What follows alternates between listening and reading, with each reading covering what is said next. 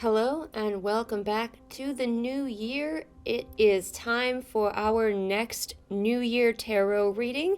This time I'm doing it in the morning, today, the very first day of 2025, versus last time I did it the night before, the New Year's Eve of 2024. Let's see if it makes a difference, shall we? This time I am only using one deck. I'm just going to use my animal deck. It's good, it's reliable, it knows me really well. Last year, we had kind of a stress-inducing reading for the beginning of our year, and that tracked. My year, I don't know about your year, but mine was pretty wild and stressful. Not the worst year I've ever had. I definitely have friends who've had a much worse year overall.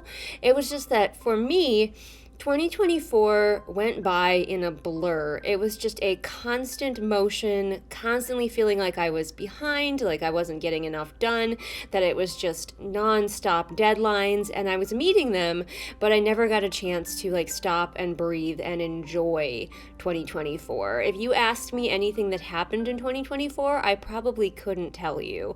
I do know that I started drafting a new book in 2024. I think I published 2 books in 2024, but I legitimately can't remember.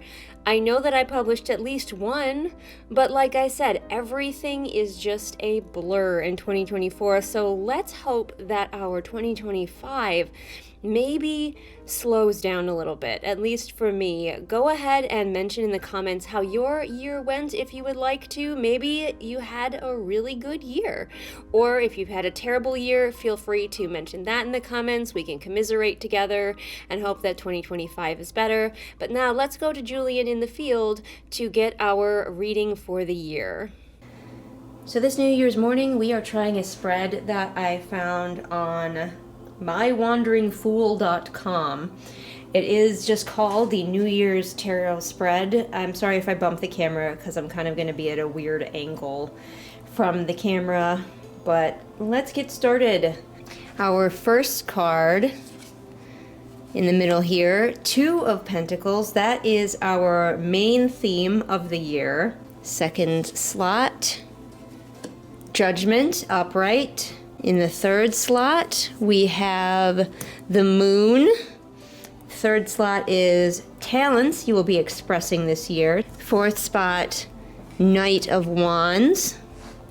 The fourth spot represents future opportunities. In the fifth spot, we have the 9 of Cups. The fifth spot representing upcoming obstacles. We have the World in the 6th spot, which represents how we deal with the upcoming obstacles. Okay. And finally, the Tower in the 7th spot, which means how to achieve our goals and dreams. Oh my goodness. I'm sensing some upheaval just right away. But let me just take a moment to look over this spread and see what I think, and then I will get back to you with my overall thoughts about this year's reading. Alright, so we are back with Julian behind the mic to give us our thoughts on this reading. I have taken my notes, so if you hear paper rustling, that's what that is. But we are going to be looking at all of the cards and how we are thinking this year is going to go. So right away, with our theme for the year in the middle, we do not have the strongest card. It is not Major Arcana. We have a lot of Major Arcana floating around the outside. But our theme for the year is just a little old 2 of Pentacles. What the 2 of Pentacles is representing for us is hustle and flexibility and balance, juggling a lot of things in our life. I actually get the 2 of Pentacles a lot, which tracks for me because as a freelancer who also works another part-time job and having YouTube and my books and my business and my job and just trying to live my life, I am juggling a lot of things. So this makes sense that that's going to kind of continue into next year. I'm certain most of you who are artists understand that kind of feeling. We are all just juggling so many things in the world as it is today. No surprise that that's what we're looking at going into the year. We also are unfortunately seeing a lot of stability leaving us from the previous year, according to our second card. Judgment is, of course, judgment using our mind. using our intuition and our smarts and just a lot of composure and balance and being self-led. But it also can mean shedding the past. So departing from 2024, that makes sense. We are shedding 2024. We are looking into 2025 with maybe a bit of hope. In the third spot for our talents, we are seeing the moon, which I don't draw very often. I think this might be the first or second time I've even drawn the moon. And unfortunately, we are seeing a lot of anxiety. So our talent going into the new year is anxiety, which is something that I excel in. I don't know about you. But also, it might be saying a little bit that we are also going to be doing the thing that we've been avoiding, doing the thing that we've been afraid of. So perhaps our talent this year will also be overcoming that anxiety. All right, so in the fourth spot, which is opportunities, we have the Knight of Wands. So the Knight of Wands is pursuit of a goal. It is driving towards something. Wands is often magic and magic of the mind versus like magic of the heart. So we're driving towards something maybe a little bit more on the intellectual side, but we're artists, so there's always a little bit of heart involved. It's telling us that we need to be ready. We need to prepare the necessary tools. We are going to move forward into our future. So that's pretty exciting in this spot for this year. So in this spot for our obstacles, we are seeing the Nine of Cups, and I don't really get the Nine of Cups very often. I think this is my first time actually seeing it in this deck.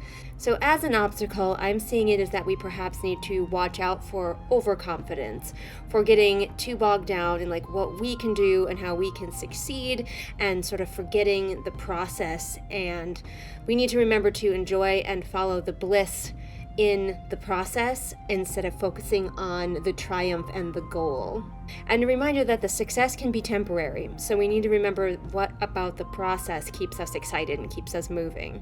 But the world sitting in the spot of how we deal with what is obscuring us, what's our obstacle, is really exciting because the world, as we know, it is fulfillment, it is completion. So maybe we are going to be able to complete something, a big project that we've been working on. I know I am hopeful that I'll be able to publish the next Adventurer Mage book in this year. I don't know for sure because I am still going so slowly on that book, and it has just been so hard to push myself to work on it when I have so many other projects. If there's been a big project that you're working on and you're hoping to complete it this year, the world might be telling you like, yes, this is coming for you. We are going to complete our big project this year. We are going to complete, maybe I hesitate to call it a masterpiece because as artists, we're always learning and always growing, but like whatever big thing we're working on or hope we have for our art this year, maybe we're actually going to achieve it. So that's really hopeful. The final slot, the one we've all been waiting for, the Tower, in the position of how do we reach these hopes and dreams that we just talked about with the world? How do we reach this great moment of feeling of completion? Well, it might take some upheaval. It might take a shock to our system. It might take a really unpleasant surprise, because we know the Tower, it is change, but it is abrupt and often unpleasant change. I'm hoping for all of us that this is not too bad of a thing. It's scary to look at that perhaps to achieve our masterpiece, we might have to have something really unpleasant happen. I don't want that for you, I don't want that for me. So it might just be kind of telling us to remember that the world is going to get pretty shaky for a little while, and we need to remember to hold on, to batten down those hatches, to brace for the storm.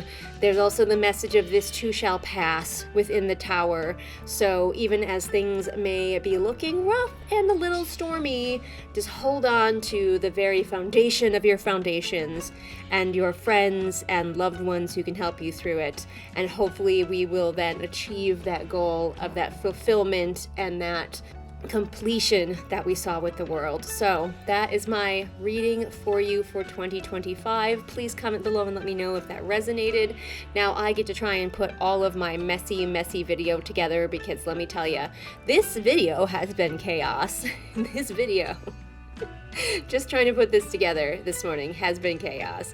So that's how we're doing here.